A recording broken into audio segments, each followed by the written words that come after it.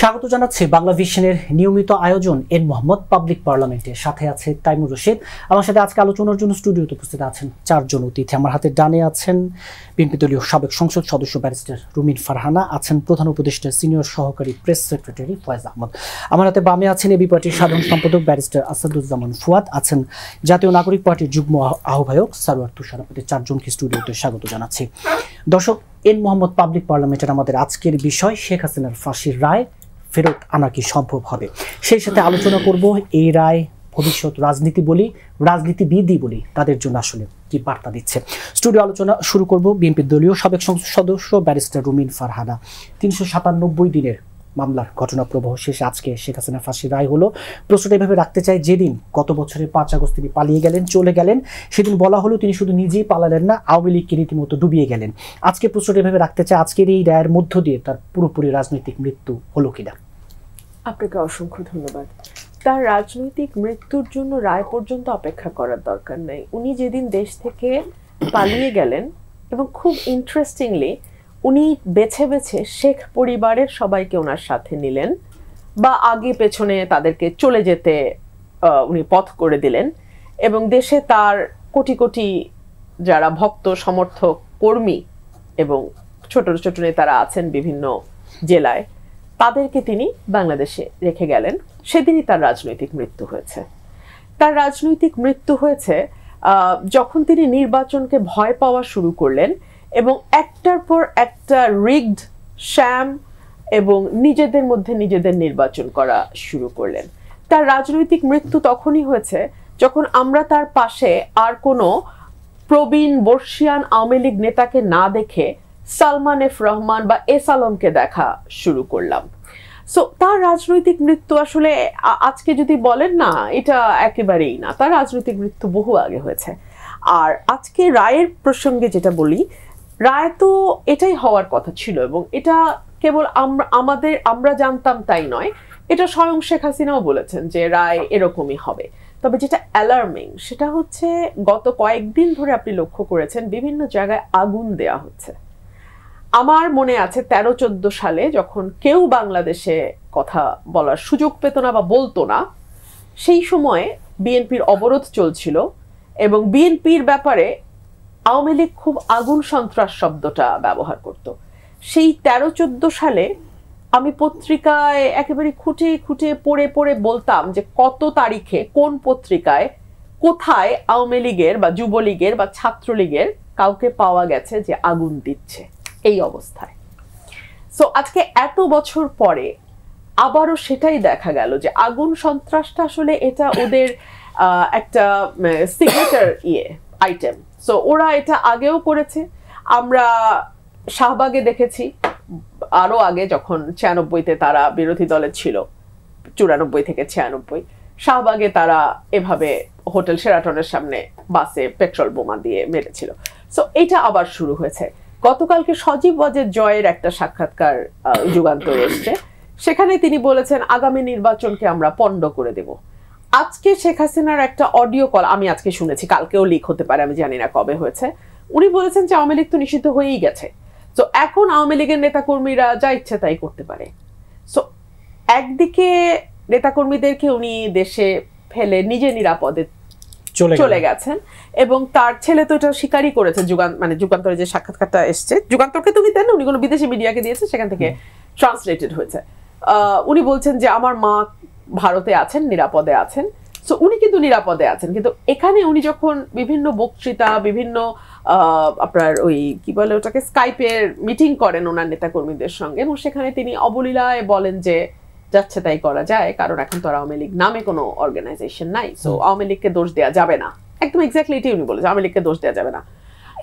এগুলো আসলে সামনের দিনগুলো কিরকম যাবে সেই ব্যাপারে এক ধরনের ভীতি তৈরি করে। জি, আবার আপনার কাছে আসবো পরে। এবি পার্টির সাধারণ সম্পাদক ব্যারিস্টার আসাদুজ্জামান ফুয়াদ, যে শেখ হাসিনা বলি, আওয়ামী লীগ বলি, রাজনৈতিক মৃত্যু এবং আজকের যে রায়, এভাবে প্রশ্নটা রাখতে চাই। পৃথিবীর আরও অনেক দেশে অনেক শাসক এভাবে দেশ ছাড়তে বাধ্য হন, সেখানে বিদেশে নির্বাসিত অবস্থায় মারা যান, সরু শাসকরা পালিয়ে যান, এরকম ঘটনা আছে। শেখ হাসিনার এই ঘটনার মধ্য দিয়ে যে তার রাজনৈতিক মৃত্যু আরও আগেই হয়েছে, ব্যারিস্টার রুমিন ফারহানা বলছেন, এবং আওয়ামী লীগের যে আগুন সন্ত্রাস। ধন্যবাদ। আজকে রায়ের পরে হচ্ছে শহীদ সালাউদ্দিন কাদের চৌধুরীর একটা পুরাতন ইন্টারভিউ কথা মনে পড়েছে আর কি। ওখানে উনি বলছিলেন যে সাংবাদিকরা অনেকে প্রশ্ন করছে যে আপনার বিরুদ্ধে তো আইসিটিতে মামলা হচ্ছে, হবে, চলমান, এরকম একটা সময় আর কি।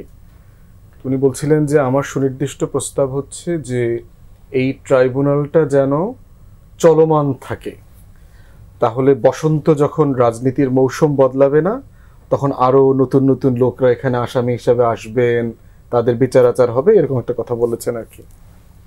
তো বাংলাদেশের হিস্ট্রিতে যে সকল পলিটিশিয়ান এবং পার্লামেন্টারিয়ানদেরকে আমরা পছন্দ করি এবং মানে ওয়ান অফ দ্য বেস্ট যদি বলা হয় top 10 parliamentarian of the country, সেক্ষেত্রে সালাউদ্দিন কাদের চৌধুরী স্ট্যান্ডস পারহ্যাপস নাম্বার 1, যদি না হয় অ্যাটলিস্ট টপ 10-এ আছে। তো সেই জায়গাটা আজকে sadly as a tragic reality হিসাবে বাস্তবায়িত হয়েছে যে যিনি একটা মিথ্যা মামলার এবং বিচারিক প্রহসনের মধ্য দিয়ে রাজনৈতিক বিরোধী দলকে অথবা দিল্লির আধিপত্যবাদের বিরুদ্ধে যারা রাজনীতি করেন তাদেরকে নিশ্চিহ্ন করে দেবার যে কাজটা করেছিলেন, একটা জুডিশিয়াল ফার্স করেছেন, সেই জায়গাটা আজকে একটা ন্যায্যতার মাধ্যমে বিচার দিয়েছে একই কোর্ট। এবং দেখেন যে আমরা আওয়ামী আমলের সেই বিচারিক জায়গা দেখেন যে শাহবাগে কোনো ফ্যাসিবাদের উত্থান নাই, এখানে কেউ বলছে না একটা প্রতিবাদ হয় নাই, আমরা কেউ গিয়ে বলি নাই যে হাসিনার ফাঁসি চাই অথবা কতে কাদের অথবা কতে কামাল ওর ফাঁসি চাই, এইরকম স্লোগান আমরা গণ অভ্যুত্থানের পক্ষের কোনো রাজনৈতিক দল দেই নেই। আমরা বারবার বিচারের কথা বলেছি এবং এই ন্যায্যতার কোশ্চেনের ব্যাপারে আমরা ট্রাইব্যুনালকেও বলেছি। এবং ঠিক উল্টাটা দেখেন যে আপনার দর্শকদেরকে মনে করিয়ে দেওয়ার জন্য সেই সময়টাতে কি ধরনের বিচার করেছে, 40-44 বছরের আগের ঘটনাগুলো, কবিতা, গল্প, উপন্যাস, পত্রিকা রিপোর্ট দিয়ে তারা এই ধরনের একটা ফার্স তৈরি করেছিল। স্কাইপগেট যে কেলেঙ্কারিটা হয়েছে সেখানে আপনার জাজ নাসিম, একটা ক্রিমিনাল, আমি জানি না ও পলাতক না মরে গেছে, সে নিজামুল হক নাসিম বেলজিয়ামে সাম জিয়াউদ্দিনের সাথে কথা বলতেছে যে রায় লিখে দেওয়ার জন্য, কারণ এগুলো তো সে বোঝে টোঝে না, এইসব কি সব আন্তর্জাতিক অপরাধ টপরাধ, 600 পৃষ্ঠার রায় লিখে পাঠাচ্ছে ইমেলে, তো বলতেছে আপনাকে তো রাতে পাঠাইছি, এটা এখনো পৌঁছে নাই, বড় ডকুমেন্ট তো, তবে বলছে যে আমি পাইছি কিন্তু খুলতে পারতেছি না। এই ধরনের রায় লিখে নিয়ে আসার যে ফার্স আমরা দেখেছি যে আপনার প্রসিকিউশন টিমের জিয়াদ মালুম নামে এক বাটপার ছিল, সে বলতেছে যে আমি খাড়াইয়া যাবো, আমার বয়া দেবেন বারবার। তারপরে হচ্ছে নাসিম বলতেছে যে সরকার তো পাগল হয়ে গেছে, একটা রায় লাগবে, তাড়াতাড়ি রায় লেখা পাঠানোর জন্য আর কি। এই বিচারিক প্রক্রিয়ার মধ্যে আমরা তখন দেখেছি যে মাওলানা সাঈদীর বিরুদ্ধে যে সুখরঞ্জন বালি, যাকে জোর করে ধরে নিয়ে আসছে তার বিরুদ্ধে সাক্ষী দেওয়ার জন্য, তিনি অস্বীকার করার কারণে তাকে কোর্টের প্রেমিসিস থেকে কিডন্যাপ করা হয়েছে, কিডন্যাপ করে আপনার সীমান্তের ওই পারে ফেলে দিয়ে আসছে। সেই মানুষটা 5টা বছর ভারতের জেলে ছিল। আমরা দেখেছি এইখানে যে সারা দুনিয়ার ইন্টারন্যাশনাল কমিউনিটি সেই বিচারিক প্রক্রিয়াকে কিভাবে প্রশ্নবিদ্ধ করেছে। আপনার আমেরিকা তার স্পেশাল রিপোর্টার দিয়েছে, অ্যাম্বাসেডর দিয়েছিল অ্যাট লার্জ, তিনি বারবার এসছেন, প্রসিডিংস নিয়ে কথা বলেছেন, ফেয়ারনেস নিয়ে কোশ্চেন করেছেন। International bar association, British parliament, European parliament, Congress, amnesty, human rights watch, across the world এই বিচারিক প্রক্রিয়াকে তখন প্রশ্নবিদ্ধ করা হয়েছে। Despite all this, Hasina went through it. এই বিচারিক প্রক্রিয়াকে সে কন্টিনিউ করেছে শুধুমাত্র দিল্লিকে অ্যাপিস করবার জন্য। ঠিক তার উল্টা দিকে দেখেন, আজকের এই বিচারিক প্রক্রিয়াতে 1 বছরের ব্যবধানে এটার প্রসেস, প্রসিডিংস, ফেয়ারনেস, এটার স্ট্যান্ডার্ড, এটার কোনো কিছু নিয়ে ইন্টারন্যাশনাল কমিউনিটিতে কোনো প্রশ্ন তৈরি হয় নাই। কারণ এর ভিতরে কোনো জিঘাংসা ছিল না। এর ভিতরে হচ্ছে আপনার কাকে রাজনৈতিক প্রতিশোধ নেওয়া, ঐতিহাসিক বিদ্বেষ, আমার ক্ষমতার বলয়ের জন্য কোনো দলকে অন্য দল থেকে আলাদা করবার মীমাংসা করা, সেটেলমেন্ট করা, এর কোনো কিছু এর ভিতরে ছিল না। এটা ছিল পিওরলি জাস্টিস, যে একটা গণহত্যা হয়েছে, 1400 শহীদ হয়েছে, জাতিসংঘ যেই থরো ইনভেস্টিগেশন রিপোর্ট দিয়েছে তার প্রেক্ষিতে এখানে একটা বিচার হয়েছে। এবং এই বিচারিক প্রক্রিয়াতে মধ্য দিয়েও কিন্তু রাষ্ট্র শুধুমাত্র অতীতের বিচার করেছে তা না, রাষ্ট্র আগামী দিনের বিচারও কিন্তু করে দিয়েছে। প্রত্যেকটা পলিটিশিয়ান যারা আগামী দিনে ক্ষমতায় যাবেন, দেশ শাসন করবেন, তারা ফ্যাসিস্ট হয়ে উঠবার আগে তারা এখনই যে এলিমেন্টগুলো শো করছেন, এটার মধ্য দিয়ে তাকে এটা মনে করায় দেওয়া হচ্ছে যে আপনার ফিউচার রিয়েলিটিটাকে মাথায় রেখে দেশ গভর্ন করতে হবে। আদারওয়াইজ হাসিনার মতো বিচারিক প্রক্রিয়া, গণ অভ্যুত্থান, সনদ, আকাঙ্ক্ষা প্রত্যেকবার ঘুরে ঘুরে আসবে এবং কোনো রাজনৈতিক দল যে যত বড় সাইজের হোক না কেন তার এই সাইজ এই বাস্তবতা থেকে তাকে আড়াল করতে পারবে না। তাই হাসিনার এই বিচারিক রায়কে আজকে আমরা স্বাগত জানাই এবং আমরা বোধ করছি যে ইনসাফের কোশ্চেনে আমাদের সবচেয়ে ঘৃণিত যে শত্রু তার প্রতি ইনসাফ করতে পারাটা হচ্ছে রাষ্ট্র হয়ে ওঠার মানদণ্ড। তাই তার ব্যাপারে আমাদেরকে ব্রুটালি ইনসাফ করতে হবে এবং এই বিচারিক প্রক্রিয়াকে অ্যাবসলিউটলি যেটা ফেয়ারনেস মানে রিকোয়ার করে সেই জায়গাটাতে যেন আমরা মেনটেন করতে পারি, সেইটা প্রসিকিউশন টিমকে, আইসিটিকে কন্টিনিউয়াসলি মেনটেন করতে হবে। জি, আবার আপনার কাছে আসবো। প্রধান উপদেষ্টার সিনিয়র সহকারী প্রেস সেক্রেটারি ফয়েজ আহমেদ, আমরা এই রায়ের পর সন্ধ্যা নাগাদ প্রধান উপদেষ্টা একটি বিবৃতি পেয়েছে। তিনি বলেছেন যে এর মাধ্যমে প্রমাণ হয়েছে যে কেউই আইনের ঊর্ধ্বে নয়। এই যে শেখ হাসিনার ফাঁসির রায় এবং এই রায়ের সাথে একই সাথে যে বিষয়টি সবচেয়ে বেশি আলোচিত হচ্ছে, তাকে ফেরত এনে তার বিচারটা নিশ্চিত করা যাবে কিনা, এই জায়গায় আসলে সরকারের অবস্থানটা। জি, আপনাকে ধন্যবাদ। প্রথম কথা, আপনি যদি এই রায়ের বিষয়ে বা ইন্টারন্যাশনাল ক্রাইম ট্রাইব্যুনালের বিচারিক প্রক্রিয়ার বিষয়ে বলতে গেলে একটু ব্যাকগ্রাউন্ড বলাটা খুব জরুরি হয়ে পড়ে। লোক যে আপনি আওয়ামী রেজিমে এই ট্রাইব্যুনাল যে প্রক্রিয়ায় বিচার আচার করেছে সেটার মাধ্যমে যাদেরকে দণ্ডিত করা হয়েছে, এক্সিকিউট করা হয়েছে যাদের বিষয়ে, গ্লোবালি সেটাকে বলা হয়েছিল যে জুডিশিয়াল কিলিং। আজকে সে সময় প্রতিনিয়তই এই আদালতের বিচারিক প্রক্রিয়া নিয়ে ইন্টারন্যাশনাল কমিউনিটিতে প্রচুর প্রশ্ন উঠেছে। ইন্টারন্যাশনাল কমিউনিটিতে প্রশ্ন উঠতে পারে এমন সকল অ্যাক্টিভিটিসকে শেখ হাসিনার সরকার খুব ভয়াবহভাবে দমন করেছে। আপনি যদি খেয়াল করেন দেখবেন যে জনাব মীর কাসেম আলী, জামাত নেতা মীর কাসেম আলীর সন্তান, তিনি তার বাবার বিচারিক প্রক্রিয়ার সঙ্গে আইনজীবী হিসেবে যুক্ত ছিলেন। তিনি বিচারিক প্রক্রিয়ার নানান লুফলস নিয়ে প্রতিনিয়ত ব্লগে লিখতেন, কারণ আওয়ামী লীগের শাসন আমলে কোনো গণমাধ্যম ওই বিচারিক লুফলস নিয়ে লিখতো না, খুবই সামান্য দুই এক জায়গায় দুই এক লাইন লেখা হতো হয়তো। তো ওই বাস্তবতা উনি যখন ব্লগে লিখতেন, এই অপরাধে ওনাকে কিন্তু গুম করে 8 বছর রেখে দেওয়া হয়েছিল। তার মানে ওটার ভয়াবহতাটা আপনি একবার চিন্তা করেন। ওই প্রসিকিউশনের কোনো মেম্বার কোনোদিন সাহস করে বলতে পারে নাই যে কথা আজকে প্রসিকিউশন টিমের যিনি প্রধান জনাব তাজুল ইসলাম, তিনি রায়ের পরে একটা কথা বলেছেন যে আমাদের এই যে বিচার প্রক্রিয়া, আমাদের এই রায়, আমরা সারা দুনিয়াকে ওপেন চ্যালেঞ্জ করলাম।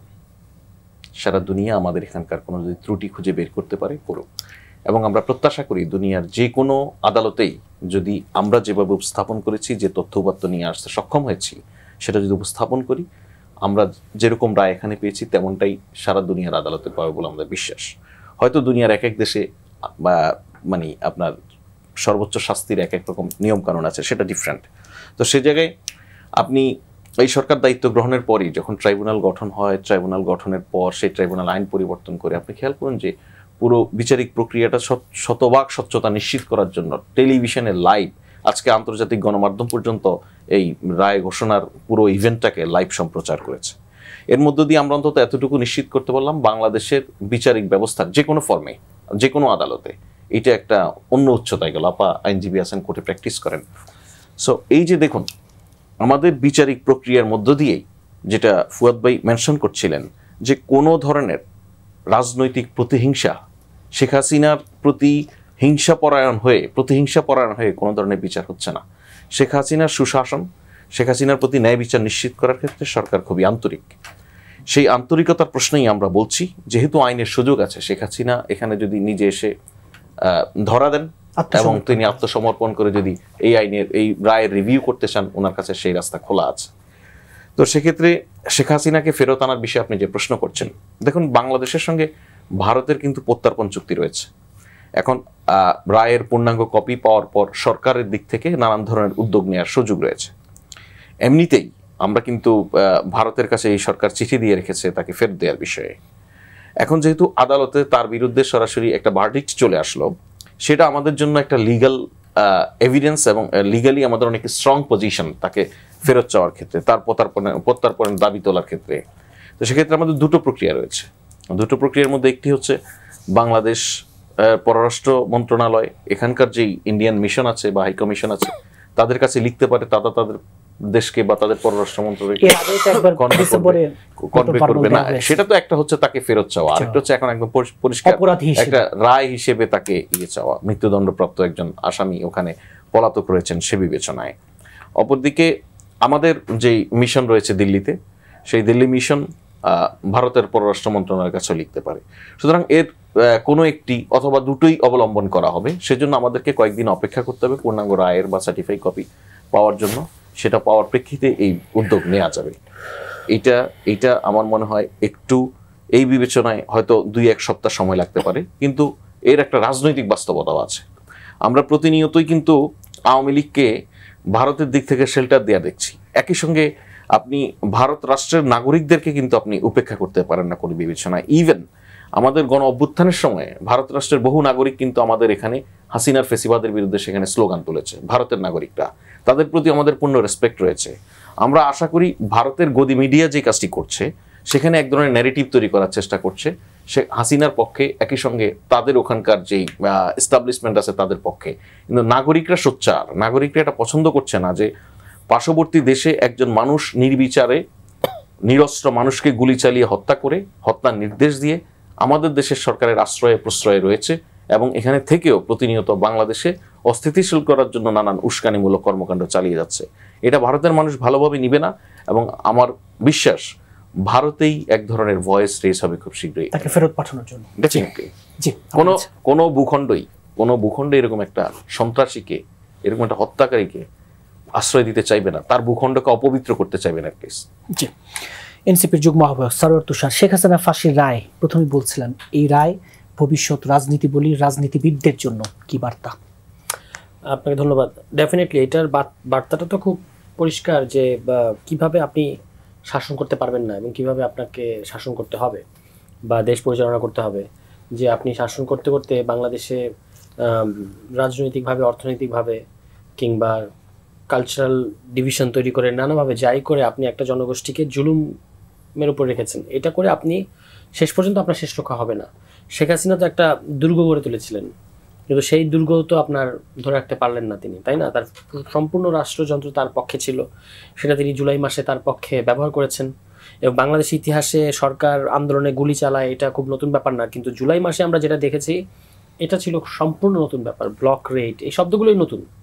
ব্লক রেড, চোখ টার্গেট করে হেলিকপ্টার থেকে গুলি করা, চোখ টার্গেট করে আপনার প্যালেট গান, এটা শুধু আপনি পাবেন ওই গাজা, ওয়েস্ট ব্যাংক এবং কাশ্মীর, এছাড়া কিন্তু আর আপনি কোথাও পাবেন না।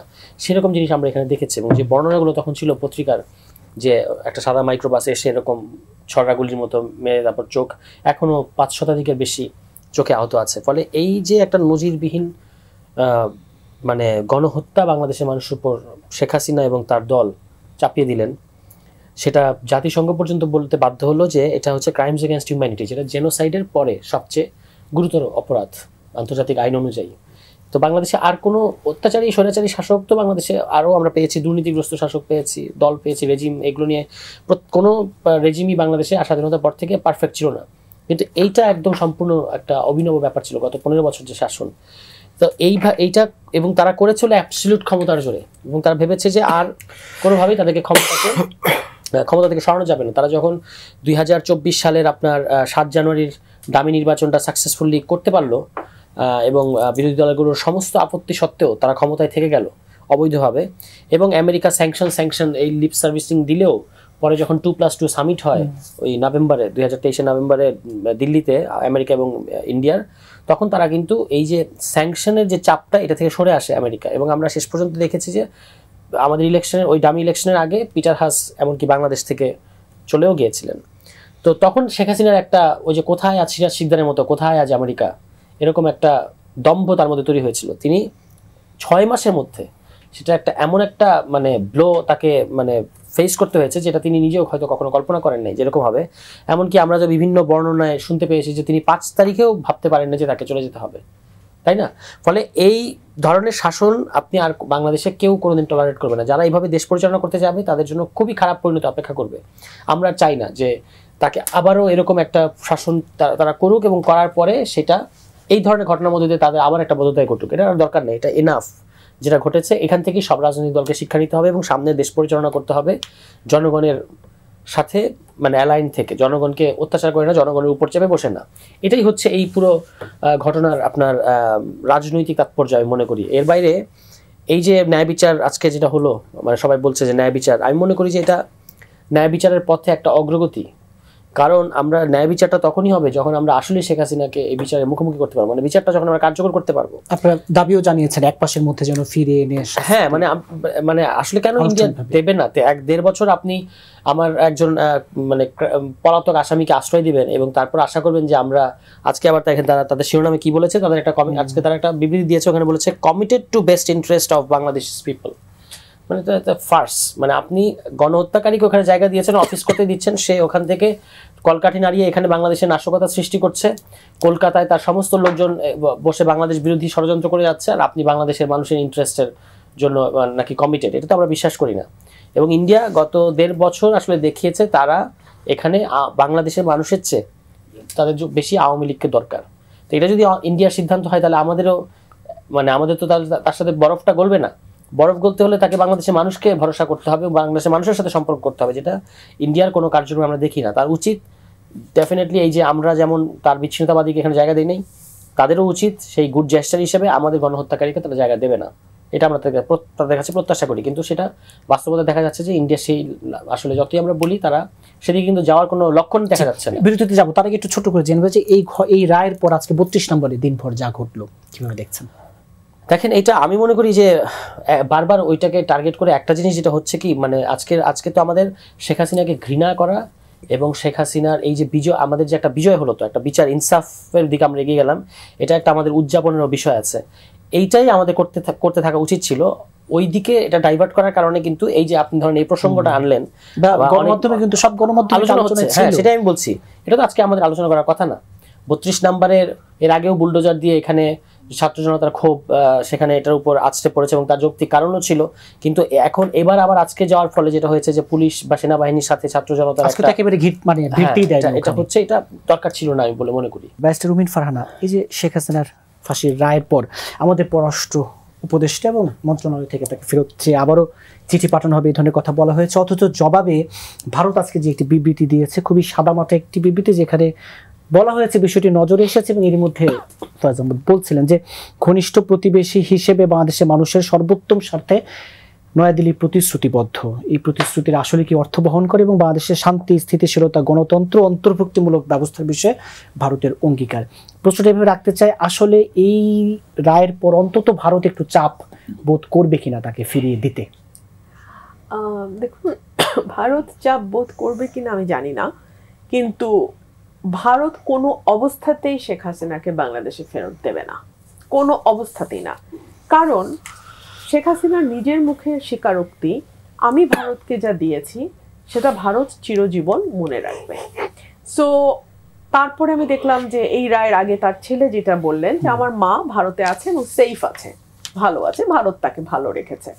এবং শেখ হাসিনার একটা ইন্টারভিউতেও দেখলাম তিনি বলছেন যুক্তিসঙ্গত কিছু বাধা নিষেধ ছাড়া তার মুভমেন্ট, কথা বলা, কোনোটাতেই কোনো অসুবিধা নাই। প্রধান উপদেষ্টা যখন দায়িত্ব নিলেন, তার প্রথম যেই কথাটি তিনি ভারতকে বলেছিলেন যে অ্যাটলিস্ট শেখ হাসিনা যেন মুখ বন্ধ রাখে। প্রথম দিককার কথা, যখন শেখ হাসিনার অডিও এবং বিভিন্ন বক্তব্য ফাঁস হওয়া শুরু হলো, তিনি বলেছিলেন যে শেখ হাসিনা যেন মুখ বন্ধ রাখে। সেই অনুরোধও কিন্তু ভারত রাখে নাই। শেখ হাসিনার ব্যাপারে ভারত বলেছে সামাজিক যোগাযোগ মাধ্যম উন্মুক্ত, এই অনুরোধ রাখা যাবে না। এরপরে কিছুদিন আগে যখন বিবিসি, এএফপি, রয়টার্স সবাইকে সাক্ষাৎকার দিলেন শেখ হাসিনা, তখনও যখন ভারতের কাছে ইস্যুটা তুলে ধরা হলো, পাওয়ানকে বোধহয় না ডাকা হয়েছিল, আমাদের ডেপুটি হাই কমিশনার, উনি তখন বললেন যে না, এটা যেহেতু গণমাধ্যম স্বাধীন, উই ক্যানট ডু এনিথিং।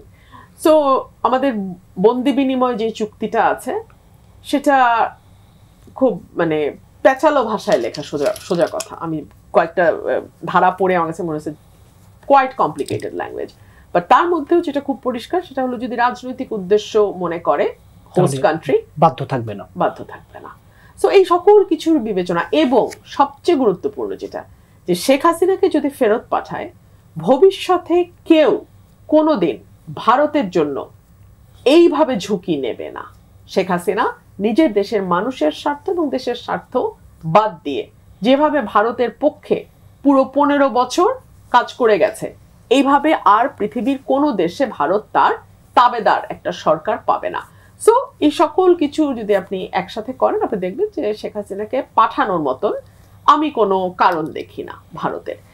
আর যেই কথাটি বলছিলাম যে ধরুন এই যে ভারত এখন বলছে একটা ইনক্লুসিভ ইলেকশন চায়, ভারত এখন বলছে যে তারা মানুষের ইন্টারেস্ট বা মানুষের কমন পিপলের ভালো এটা তারা চায়, বাংলাদেশের ব্যাপারে স্টেবিলিটি চায়। এই 15 বছর ইনক্লুশনের কথা কেন ভারতের মনে হয়নি? আজকে তো এই প্রশ্ন বাংলাদেশের মানুষ করতে পারে, তাই না? যে 14তে একটা ইলেকশন হয়ে গেল, যে ইলেকশনে কেউ অংশ নিল না, একা একা আওয়ামী লীগ 153টা আসন মানে সরকার গঠন করলো without a single vote.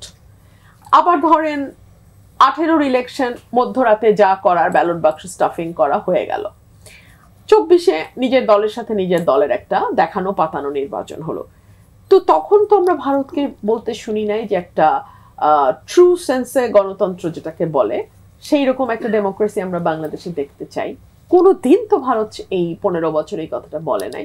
So আজকে যখন ভারত এই কথা বলে তখন সঙ্গত কারণেই আওয়ামী লীগ ছাড়া অন্য পলিটিক্যাল পার্টিগুলোর মনে এই প্রশ্নটা আসে, তাহলে এবং সাধারণ মানুষের মধ্যে এই প্রশ্ন। তাহলে ওনাকে যদি ফেরত আনা নাই যায়, উনি যদি ভারতে বসে একের পর এক এরকম আন্তর্জাতিক গণমাধ্যমে বিভিন্ন ধরনের সাক্ষাৎকার দিতেই থাকেন, এবং বিবিসি সবশেষ বলছিল যে ধারণা করা যায় কিছুদিনের মধ্যে তিনি ভিডিওতেও মানে আসতে পারেন।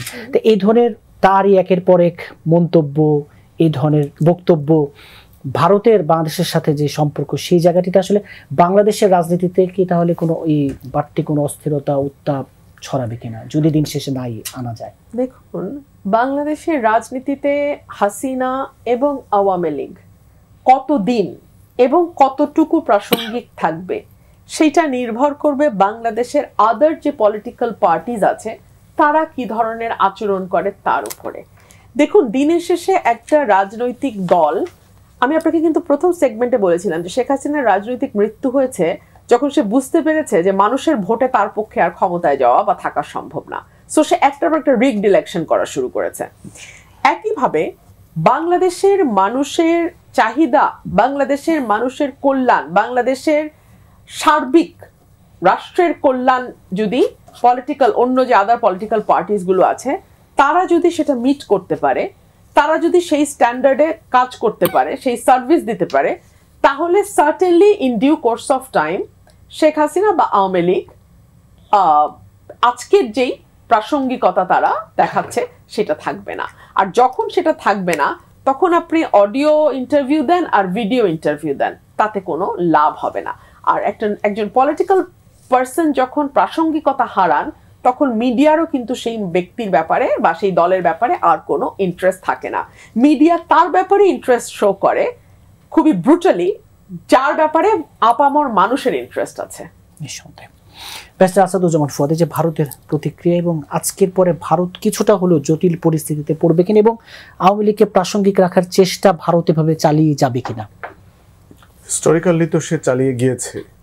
আপনি যদি দেখেন যে মুসলিম লীগের নেতৃত্বে যখন পাকিস্তান হয়েছে 1947 সালে, সাডেনলি 2 বছরের মাথায় এমন কি হয়েছে যে সেটা একটা আওয়ামী মুসলিম লীগ আকারে সেখান থেকে স্প্লিট হতে হবে, এবং সেই স্প্লিটের হিস্ট্রিতে দেখবেন যে ভারতের ইন্টারপ্লে ছিল। এবং স্বাধীনতা যুদ্ধের ইতিহাসেও ভারতের যে সাহায্য করবার জায়গাটা আসে সেটা মোটেই সৎ ছিল না।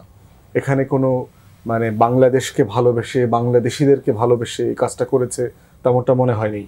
এবং বারবার কিন্তু আলোচনাটা এসছে যে আমাদের প্রবাসী সরকারটা কোথায় গঠিত হবে, এটা নিয়ে কিন্তু যথেষ্ট বিতর্ক ছিল। মাওলানা ভাসানী কিন্তু বারবার বলেছেন যে এটা লন্ডনে হওয়া উচিত, যেহেতু আমাদের ওখানে বড় প্রবাসী কমিউনিটি আছে। সেক্টর কমান্ডারে বলেছিলেন যে আমরা দেশের ভিতরে চিটাগং হিল ট্র্যাক্সে করব।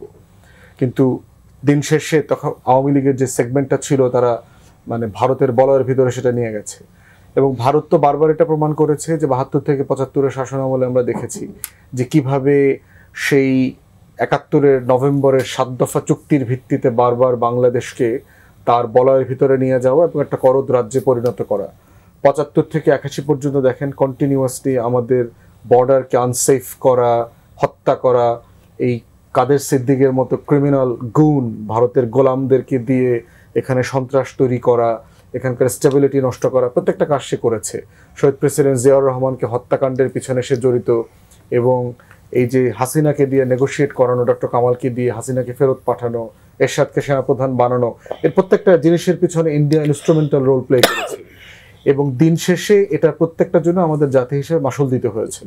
তাই আপনি যেটা জিজ্ঞেস করেছেন, বাংলাদেশকে পরিষ্কার থাকতে হবে, ভারতের সাথে আমার কোনোদিন কোনো সম্পর্ক ছিল না, ভারতীয়দের সাথেও আমাদের কোনো সম্পর্ক ছিল না। বাট ফ্যাক্ট হচ্ছে আমরা দুইটা প্রতিবেশী রাষ্ট্র। ভারত হচ্ছে বাংলাদেশের প্রধানতম শত্রু রাষ্ট্র। আমার স্বাধীনতা, সার্বভৌমত্ব, জাতীয় নিরাপত্তার সবচেয়ে বড় হুমকি। এটা ধরে নিয়ে ভারতের সাথে আমার সম্পর্ক থাকবে ওয়ার্কিং রিলেশনশিপ। যেভাবে চায়নার সাথে ভারতের সম্পর্ক আছে, পাকিস্তানের সাথে ভারতের সম্পর্ক আছে, নেপালের সাথে আছে, মালদ্বীপের সাথে আছে, একইভাবে থাকবে আমাদের সাথে সম্পর্ক। কিন্তু আমাদের বটম লাইন খুব পরিষ্কার, বাংলাদেশিদেরকে বুঝতে হবে যে ভারত আমাদের বন্ধু কোনোদিন ছিল না, ভবিষ্যতে কোনোদিন হবে না। তাই এই রায়ের আগে পরে ভারতের রিয়াকশন, হাসিনাকে নিয়ে সে কি ভাবছে, এগুলো আমাদের কাছে খুব পরিষ্কার। লেন্দুক দর্জিকে নিয়ে ভারত যা করেছে, হাসিনাকে নিয়েও তাই করবে। এবং ভারত এটা একবার দুইবার না, বহুবার করেছে। নেপালের, মালদ্বীপের, শ্রীলঙ্কার পলাতক নেতাদেরকে আশ্রয় দিয়ে ওখানকার স্টেবিলিটি নষ্ট করা, গণতন্ত্রের যে যাত্রা ছিল সেটাকে আপনার ক্ষয়িষ্ণু করে দেবার যে চেষ্টা, সেটা সে বারবার করেছে। তাই ভারতের এই রিয়াকশনে আমরা মোটেই আশ্চর্য হওয়ার কিছু নাই, এটা খুবই স্বাভাবিক এবং সে এভাবেই করবে। আগামী দিনগুলোতে ফেরত দেওয়ার প্রশ্ন আসে না, কারণ দিলে 1 বছরের ভিতরে দিয়ে দিত। সে ন্যূনতম আমাদেরকে গত 1 বছরে রিগ্রেট করা, তার যে দিল্লির যে পলিসি ছিল সেগুলোর ফেলিয়ার নিয়ে আলোচনা করা, বাংলাদেশে হাসিনার গভর্নেন্সকে, এই রেজিমকে টিকায় রাখার জন্য চেষ্টা করা, কোনো কিছুর ব্যাপারে সে রিগ্রেট করে নাই এবং কোনোভাবেই বাংলাদেশের সাথে সম্পর্ক তৈরি করবার জন্য ন্যূনতম কোনো আন্তরিকতা দেখায় নাই।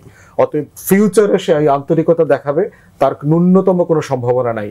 এবং এটাই বাংলাদেশের সকল রাজনৈতিক দলকে, দেশবাসীকে খুব পরিষ্কার করে বুঝতে হবে। যেই দল করেন না কেন, দেশের স্বার্থের প্রশ্নে, জাতীয় সংহতির প্রশ্নে ভারতের অবস্থান আগেও বদলায় নাই, ভবিষ্যতেও কোনো দিন বদলাবে না। ফয়েজ আহমদ, একটু 32-এর ঘটনা নিয়ে সৈয়দ তুষারকে প্রশ্ন করছে। আপনাকে এই প্রশ্নটা রাখতে চাই যে 32-এ আজকে যে ঘটনা ঘটলো, নিঃসন্দেহে আজকে তো পুরো ঢাকায় এক ধরনের দেখেছে সরকারের সর্বোচ্চ প্রস্তুতি ছিল। 32-এর ঘটনাটা আসলে আজকে আদৌ যে সৈয়দ তুষার বলছেন যে আজকে ঘটনা আসলে প্রয়োজনই ছিল কিনা, এই বিষয়ে একটু বলবেন। আর এই যে ভারতের ভূমিকা, আওয়ামী লীগকে, শেখ হাসিনাকে এখনো প্রাসঙ্গিক রাখার ভারতের যে চেষ্টা, শুরুতে একটু 32 নিয়ে। দেখুন, 32 নিয়ে আপনার প্রশ্ন সরাসরি যেটা যে প্রয়োজন ছিল কিনা, বা সেটা যদি বলেন ডেফিনেটলি প্রয়োজন ছিল না। আপনি সরকারের ভূমিকা সেখানে দেখেছেন। সরকারের প্রধান উপদেষ্টার দপ্তর থেকেও সবাইকে শান্ত হওয়ার জন্য বলা হয়েছে। সরকারের ভূমিকা কিন্তু অবশ্যই প্রয়োজন ছিল। আমি এখানে বোঝাতে চাইছি আজকে ওখানে যে মানে ওই জিনিস যেটা হয়েছে সেটা প্রয়োজন ছিল না বলেই সরকারের ভূমিকা ছিল। কিন্তু কিছু প্রেক্ষাপট খুব জরুরি, আমরা এগুলিকে খুব আইসোলেটেড ওয়েতে দেখার কোনো সুযোগ নেই। হ্যাঁ, 32টা যদি ঢাকায় না হতো, তাহলে 32-এর নাম যদি 32 না হতো, তাহলে এখানে এই ধরনের ক্ষোভ মানুষ প্রকাশ করত। এর কারণ কি? এর কারণ হচ্ছে 32 ঘিরে এক ধরনের কাল্ট তৈরি করার চেষ্টা করা হয়েছে। আওয়ামী লীগ, এই যে আপা বলছিলেন না যে স্কাইপে বা বিভিন্ন ফর্মে যে শেখ হাসিনা মিটিং টিটিং করে, আপনি কি জানেন শেখ হাসিনা যে সমস্ত গ্রুপ কলে তার নেতাকর্মীদের সংখ্যা, সেটার নাম কি? 32 নম্বর।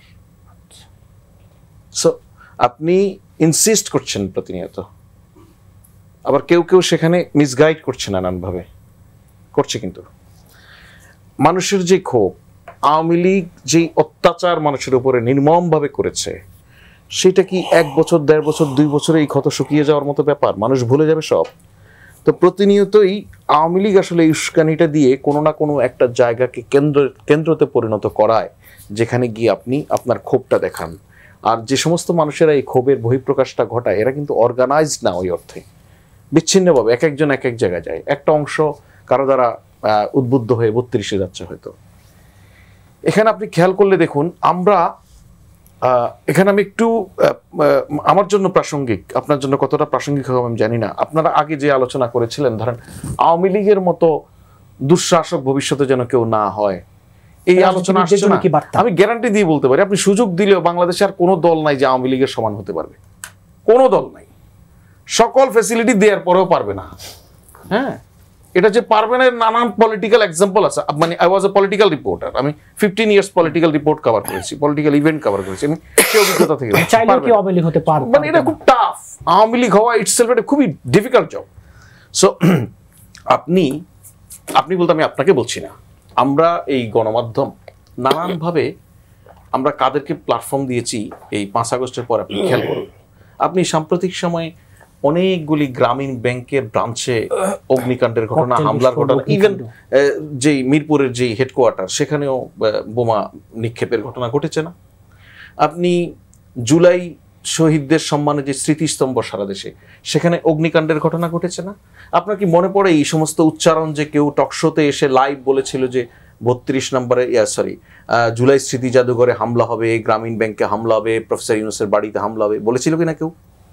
সো আপনি so called senior journalist, so called political analyst, এই সমস্ত সাইনবোর্ড লাগিয়ে দিয়ে আপনি 5 আগস্টের পরে নানানভাবে আপনার এত বড়, ধরুন বাংলা ভিশনের মতো একটা প্ল্যাটফর্মকে আপনি ইউজ করতে দিলেন একটা ফ্যাসিস্টকে, নট দোষর, টোটালি ফ্যাসিস্ট, সে জায়গা তৈরি করে দিয়েছে, ইনসিস্ট করেছে, ঠিকানা বলার মতো অবস্থায় চলে গেছে যে কার বাড়ি কোথায় আছে হামলা করেন। তাহলে এখন থেকে 2 মাস 3 মাস 4 মাস আগে থেকে যেই মানুষগুলি মেইন স্ট্রিম মিডিয়াকে ব্যবহার করে এই সম্মতি উৎপাদনের জায়গা তৈরি করেছে যে কোথায় কোথায় হামলা হতে পারে, খেয়াল করুন। আমি একটা চ্যাপ্টার বাদ দিলাম, এটা কাট অফ করলাম, আমি এই জায়গায় অন্য জায়গায় আসুন। আপনি এই গত 16 বছর ধরে এখানে সবাই পলিটিশিয়ান, সারওয়ার তুষাররা এখন এনসিপি করছেন, আগে উনি পলিটিক্যালি অ্যাক্টিভ ছিলেন, অন্য পার্টি পলিটিক্স করতেন বা রাজনৈতিক উদ্যোগের মধ্যে ছিলেন, ওনারা সবাই জানেন, আপনি নিজে সাংবাদিক হিসেবে জানেন, গত 16 বছরের যত রকম গণতান্ত্রিক আন্দোলন সংগ্রাম এখানে হয়েছে, যখনই বিএনপি বা জামাত বা তাদের রাজনৈতিক মিত্ররা একসঙ্গ হয়ে কোনো কর্মসূচি ঘোষণা করেছে, ধরুন অবরোধ, এর মধ্যে রুমিনাফা এক্সাম্পল দিয়েছেন যে আওয়ামী লীগের চরিত্রের সঙ্গে অগ্নিকাণ্ড, আগুন লাগানো, আগুন সন্ত্রাস করার এক ধরনের ক্যাপাসিটি ইনভিল্ড আছে। 2004 সালে শেরাটনের ক্রসিংয়ে, তখন শেরাটন ছিল, সেখানে দোতলা বাসে গান পাউডার দিয়ে আগুন দিয়েছিল নানক আজমেরা, 26 জন মানুষ বাসে মারা গেছে। 2014 সালের পর থেকে আন্দোলনের সময় নানান জায়গায় বাসে অগ্নিকাণ্ডের ঘটনায় শেখর পরিবহন নামে তাদের নাম বেরিয়ে এসেছে। বিভিন্ন জায়গায় পেট্রোল বোম সহ ছাত্রলীগ যুবলীগের কর্মীরা হাতে নাতে ধরা পড়েছে। ধরা পড়া মানুষ বোম সহ আটকে থানায় দেওয়ার পরে পুলিশ ছেড়ে দিয়েছে, কারণ তার পরিচয়, এগুলি তো বেরিয়েছে গণমাধ্যমে, আমি পাবলিক ইনফরমেশন বলছি। কিন্তু আপনার যে টেলিভিশনের স্ক্রল, আপনার যে কাগজের সংবাদ, সেখানে কিন্তু আপনি প্রতিনিয়ত বলেছেন যে অবরোধকারীরা আগুন দিয়েছে, বলেছেন কিনা? প্রমাণ আছে শত শত। কিন্তু তখন প্রতিনিয়ত পলিটিক্যাল পার্টিগুলি বলছে আমরা শান্তিপূর্ণ কর্মসূচি ঘোষণা করছি, কোথাও আমাদের কেউ অগ্নিকাণ্ডের ঘটনা ঘটাচ্ছে না, তারপরও আমাদের উপরে দায় চাপানো হচ্ছে, আপনি যেটা আজকেও বললেন।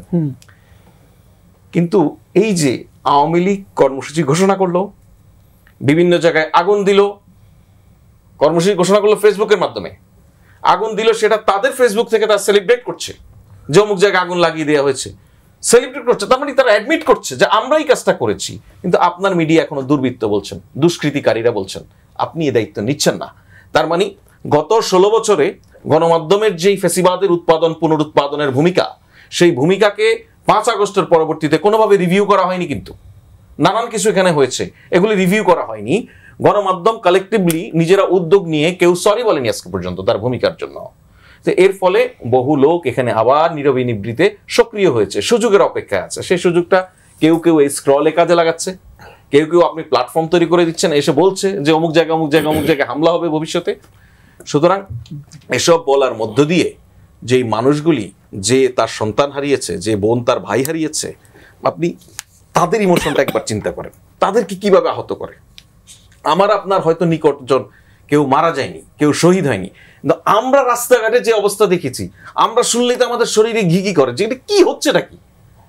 এর পরেও এই ভাষায় কথা বলা যায়, এর পরেও কেউ এভাবে সমর্থন করতে পারে, সম্মতি দিতে পারে।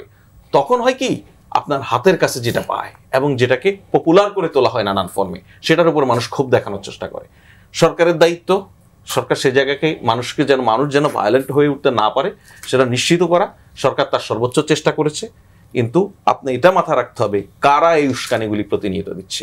এরা কিন্তু আপনার আমার প্ল্যাটফর্ম ইউজ করছে, এগুলি খেয়াল রাখতে হবে। আদারওয়াইজ আপনি যদি এভাবে বিবেচনা করেন, আজকে শুনেন, আপনি আপনাদের টকশোতে এসে মানুষজন প্রচুর মানে ধরেন প্রফেসর ইউনূসকে নিয়ে পর্যন্ত নানান কথাবার্তা বলছে, কেউ কোনো ধরনের রিয়াকশন দেখাচ্ছে না। আমরা মনেই করি যে এরকম একটা পরিবেশ থাকা উচিত যেখানে আলোচনাটা হবে, সরকার প্রধানকে নিয়ে কথা বলুক, কোনো অসুবিধা নেই, সবাই মন খুলে কথা বলুক। হ্যাঁ, মন খুলে কথা বলুক। কিন্তু আপনি কথা বলার জন্য, এই মন খুলে কথা বলার জন্য আপনি যারা ফেসিবাদের শক্তি তাদেরকে প্ল্যাটফর্ম ইউজ করতে দিবেন? আপনার অভ্যুত্থানের শক্তিদের মধ্যে কি এই তুষাররা, ফুয়াদ ভাইরা, ওনারা কি সরকারের সমালোচনা করছেন না? করুক না, করতে দিন। আপনি এমন কাউকে আপনার প্ল্যাটফর্মটা ইউজ করতে দিবেন না যে আসলে আপনার প্ল্যাটফর্মকে একটা সন্ত্রাসী কাজে ব্যবহারের চেষ্টা করছে।